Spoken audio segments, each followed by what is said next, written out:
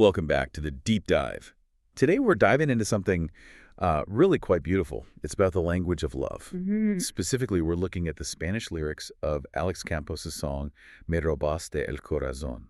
It's from his album Tiempo de la Cruz. A fantastic track. It really is. And Yeah. our goal today, well, it's kind of like a shortcut.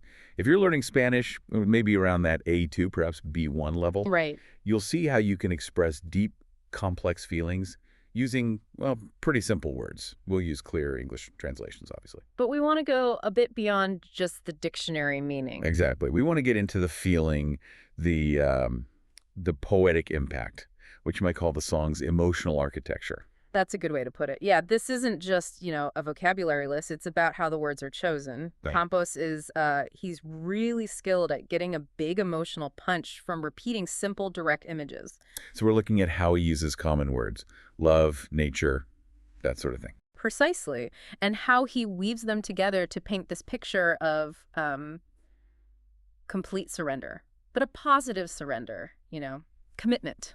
Okay, right. Let's unpack that then, Sure. starting with the title, that main idea. It comes up again and again, Me robaste el corazón. Yeah, the core phrase. And it translates pretty directly to, you stole my heart. A classic metaphor, isn't it, falling in love? It is. And it suggests something sudden, maybe unexpected, like an invasion almost. But a welcome one. Exactly. That's crucial. It's presented as something cherished, not a violation, a positive thing. Okay, that difference theft versus like a cherished takeover, that seems really important because the next line ramps it up, doesn't it? It really does. After the stolen heart, you get this even stronger statement.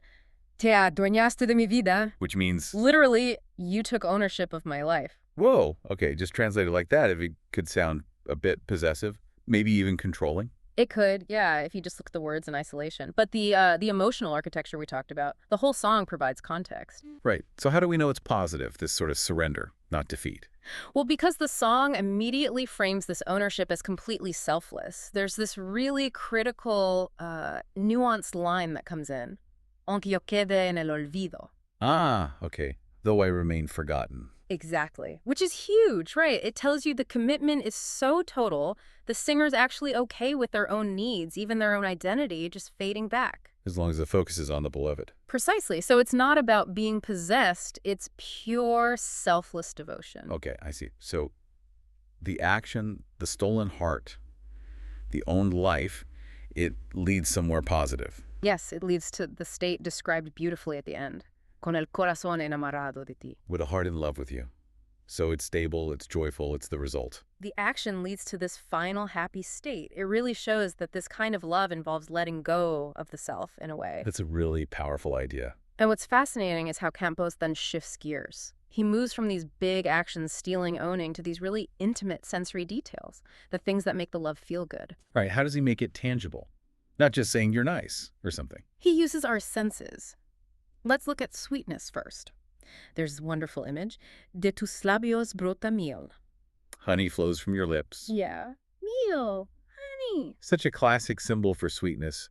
Does using something so traditional risk? Sounding a bit cliche. I don't think so here. I think it grounds it.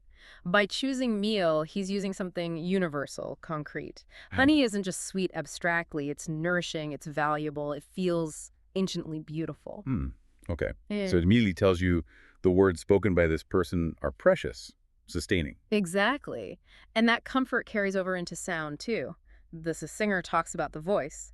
Y tu dulce voz me arrulla. The voice is sweet, okay, but that verb, arrulla, that feels like the key part. It really is. Arrulla means to soothe, or maybe more like to sing a lullaby. Oh, wow. Yeah, it connects to this feeling of deep security, peace, like the comfort you associate with being a baby almost. Unconditional. So it's not just a pleasant voice.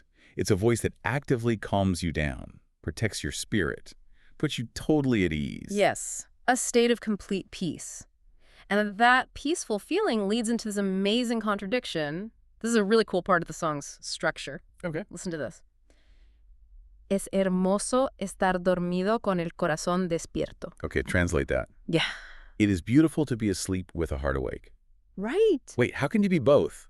Asleep and awake? That doesn't make literal sense. No, not literally sleep, of course. It's metaphorical. Yeah. It suggests this profound sense of peace, like your mind, your worries, they're all at rest. So deeply rested, it feels like sleep. Okay. But The core of you, the part that loves, the heart that's wide awake, fully alert, constantly aware of the beloved. I get it. So it's like the perfect balance, total peace, but combined with this active, constant feeling of love. Exactly. That contrasts really the lulling piece and the despierto, the awake heart that really defines the feeling of commitment in this song. That's really beautiful. And I love how the song then takes that active, awake heart and sort of expands the view. It shows us how the singer starts seeing this beloved everywhere. Yes. It moves beyond the personal, the intimate details of lips and voice. Out into the whole world. Exactly. The emotion becomes universal. First, it identifies the beloved as this unique anchor point with the phrase, tú, solo tú, Esperanza, amado mío. You, only you, hope, my beloved.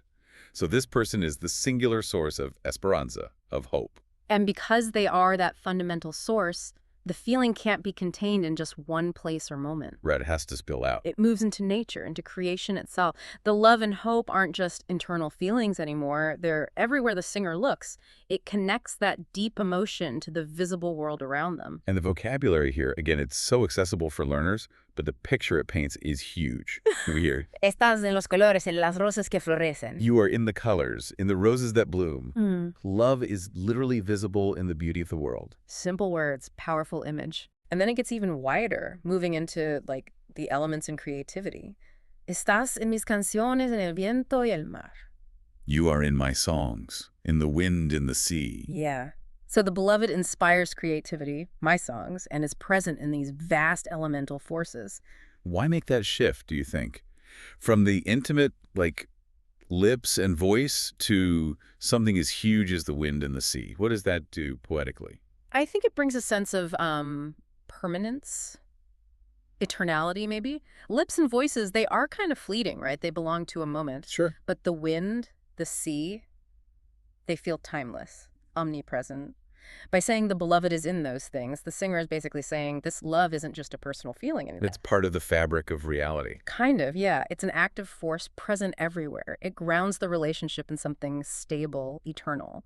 Much like that commitment we talked about right at the start with the stolen heart. Wow, okay. It all connects back. So let's try and wrap up this deep dive into Me robaste el corazón.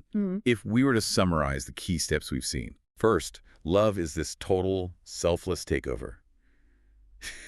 Robaste el corazón. But it's okay, because the singer is willing to be olvido, forgotten. Right. That's step one. Then step two is the feeling of that love.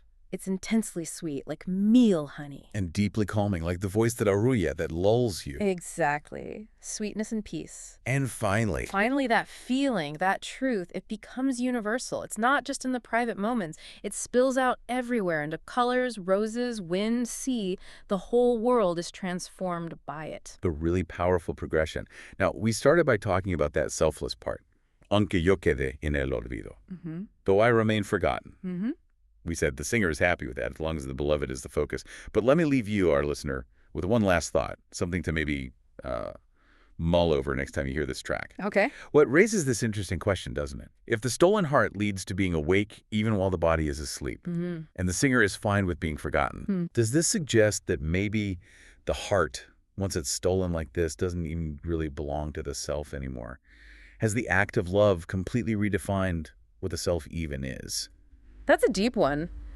What does that kind of total positive surrender truly mean, especially when expressed through art like this? Does the self dissolve or transform? Something for you to think about. A great place to leave it, I think. Thank you for diving deep with us into the power in poetry here. It was a pleasure. Keep exploring language, keep listening to music, and we'll catch you on the next deep dive.